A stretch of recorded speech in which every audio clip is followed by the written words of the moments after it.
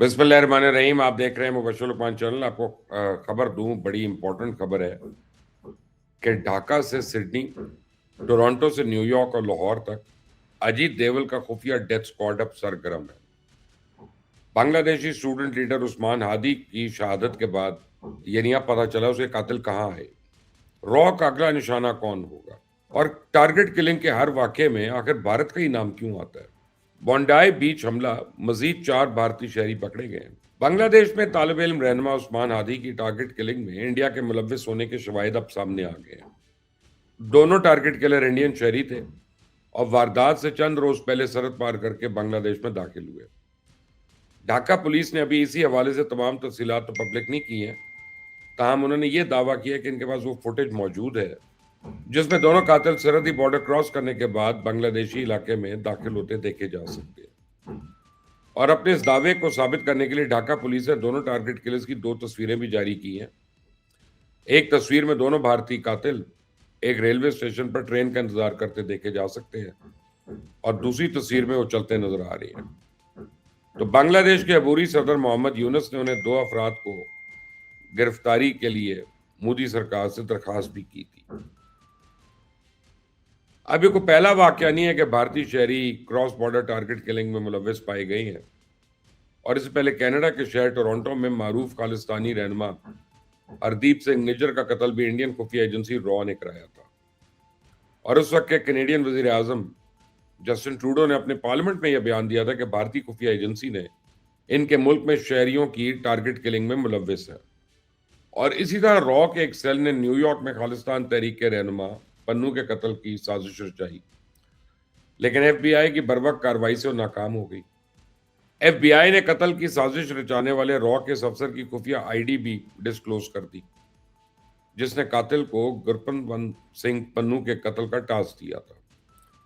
तो रॉ का ये डेथ स्क्वाड जो है पाकिस्तान में अब तक कई शहरियों को अपना निशाना बना चुका है। और अभी हाल ही में सिंध के शहर बदीन में एक सोशल वर्कर को रॉ के उजरती कातलों ने दिन दहाड़े गोली मार के कत्ल किया था, और इस वारदात में मुलव्विस पूरा गैंग पकड़ा गया। और उन्होंने इकरार किया कि उन्हें दुबई में मुकीम एक भारतीय शहरी ने इस कत्ल का टास्क सौंपा था। तो पाकिस्तान के खुफिया इदारों ने जब मजीद तहकीक की तो पता चला दुबई में मुकीम वो भारतीय शहरी रॉ का हाजिर सर्विस मुलाजिम था और जाली दस्तावेजात पर यूएई में मुकीम था। तो आप टारगेट किलिंग की इन तमाम वारदातों का पैटर्न देखें तो इनमें हैरान कुन हद तक मुमासलत नजर आती है। टारगेट किलिंग का निशाना बनने वाले तमाम मकतूलीन भारत मुखालिफ समझे जाते थे। पहले कनाडा, पाकिस्तान और अमेरिका इस वहशियाना कार्रवाइयों पर भारत को मोर्द इल्जाम ठहरा रहे थे। अब तो भारतीय मीडिया भी पूछना शुरू हो गया कि सरहद पार होने वाली हर टारगेट किलिंग में हमेशा भारत का नाम क्यों आता है। मैं आपको मारूफ इंडियन एंकर पालकी शर्मा का एक क्लिप सुनवाता हूं। वो अपनी हुकूमत से पूछ रही है कि भारत के मुखालिफ समझे जाने वाले अफराद की टारगेट किलिंग का क्या ये हमारी रियासती पॉलिसी है? क्या कोई शख्स इंफरादी तौर पे काम कर रहा है? सुने जरा। When a state is repeatedly linked to covert actions beyond its borders, it inevitably places its democratic credentials under scrutiny. अच्छा, पालकी शर्मा ने यह सवाल उठा के बड़ी बारीक वारदात की है। ये वो सवाल है जिसका जवाब इंडिया की 1.5 अरब की आबादी में कम से कम 50 करोड़ लोग जानते हैं। पूरी दुनिया को पता है इन वहशियाना हमलों का मास्टरमाइंड अजीत देओल है, और यही वो शख्स है जिसने कौमी सलामती के नाम पे रॉ के अंदर एक इंटरनेशनल डेथ स्क्वाड बनाया।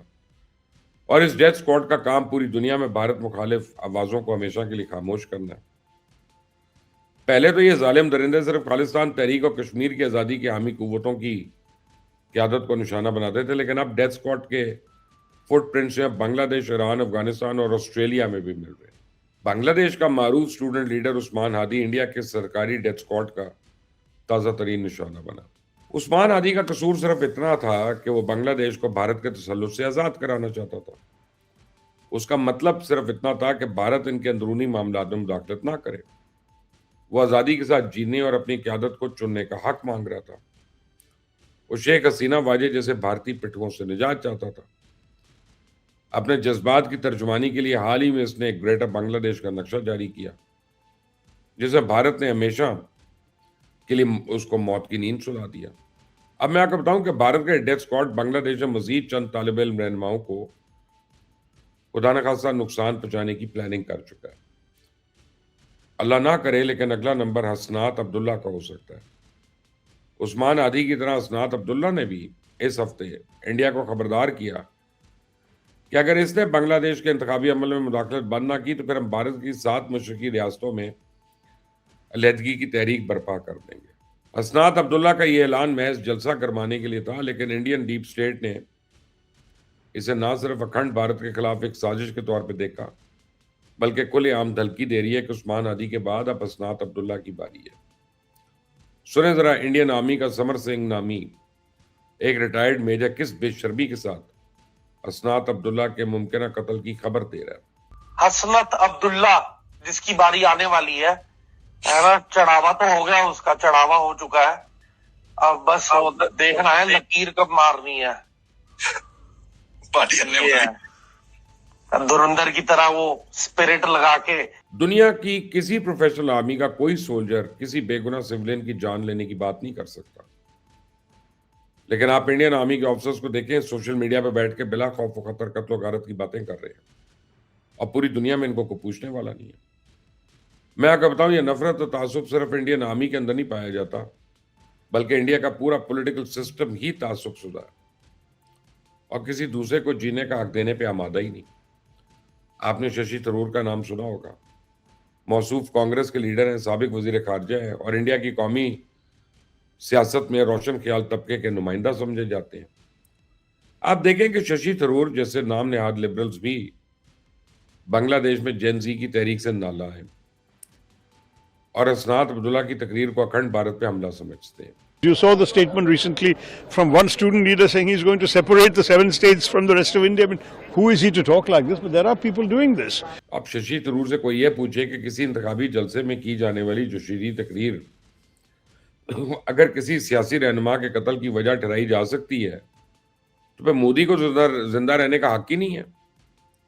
اس پر تو اب تک پتہ نہیں کتنے قاتلانہ حملے ہو چکے ہوتے. بھارت میں عام انتخابات کے دوران مودی نے جلسے گرمانے کے لیے ایک بار نہیں درجنوں بار پاکستان پہ حملے اور گھر میں گھس کر مارنے کی بات کی. تو کیا اس قسم کی انتخابی ڈینگوں کی سزا موت ہے؟ بھارت کے وزیر دفاع راجناتھ سنگھ اور قومی سلامتی کے مشیر اجیت دیول نے کئی بار پاکستان مخالف بیانات دیے. انڈین آرمی، ایئر فورس اور نیول چیف جو ہیں وہ تو آن ریکارڈ ہیں، پچھلے کئی مہینوں سے پاکستان پر حملے کی دھمکیاں دیتے رہے ہیں. تو پاکستان بھی کیا ان مخالف آوازوں کو خاموش کرانے کے لیے خدا نہ خواستہ کو ٹارگٹ کے لیے اس بھیجے؟ اس میں تو کوئی شک نہیں ہے کہ انڈیا ریاستی سطح پہ پوری دنیا میں انتہا پسندی کو فروغ دے رہا ہے. پچھلے دنوں افغانستان سے تاجکستان پہ 2 حملے ہوئے. پہلا ڈرون، اس میں 3 چائنیز شہری ہلاک ہوئے اور ٹارگٹ کلنگ کے ایک دوسرے واقعے میں 2 چائنیز شہری مارے گئے. پوری دنیا کو پتا ہے کہ یہ رو ہے جس نے افغان طالبان کو ڈرون ٹیکنالوجی فراہم کی ہے. پوری دنیا جانتی ہے کہ ایران کے سرحدی علاقوں میں رو نے اپنا جال پھیلا رکھا ہے. رو کا یہی نیٹ ورک چابہار اور اس کے آس پاس کے علاقوں میں اناری فورسز کی ٹارگٹ کلنگ کر رہا ہے. میں نے آپ کو پہلے بھی بتایا تھا کہ بونڈائی بیچ میں دہشت گرد حملے کی تحقیقات جوں آگے بڑھے گی اس میں بھارت کا کردار واضح ہوتا جائے گا. یاد کریں میں نے آپ کو کہا تھا کچھ دن پہلے، الحمدللہ یہ دعوت درست ثابت ہوا. بریکنگ نیوز یہ ہے کہ آسٹریلین پولیس نے بونڈائی بیچ حملے میں ایک پورے بڑے نیٹ ورک کا سراغ لگایا اور اس نیٹ ورک میں شامل 5 افراد کی گرفتاری عمل میں لائی گئی جس میں سے 4 بھارتی شہری ہیں. آسٹریلین پولیس کو شک ہے کہ ان افراد کا تعلق کسی سلیپر سیل سے ہو سکتا ہے.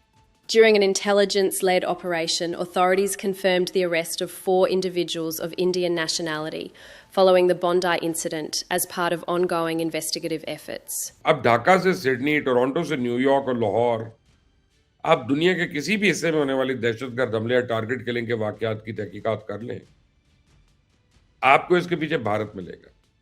بھارت کے لیے یہ ڈوب مرنے کا مقام ہے کہ جہاں کہیں بے گناہ انسانوں کا خون بہتا ہے وہاں بھارت کی ریاست، ریاستی ادارے اور بھارتی شہریوں کا ہی نام آتا ہے. اور مجھے یقین ہے کہ بھارت کے سرکاری ڈیتھ اسکواڈ کے دن اب گنے جا چکے ہیں. انشاءاللہ عثمان ہادی کا خون رنگ لائے گا.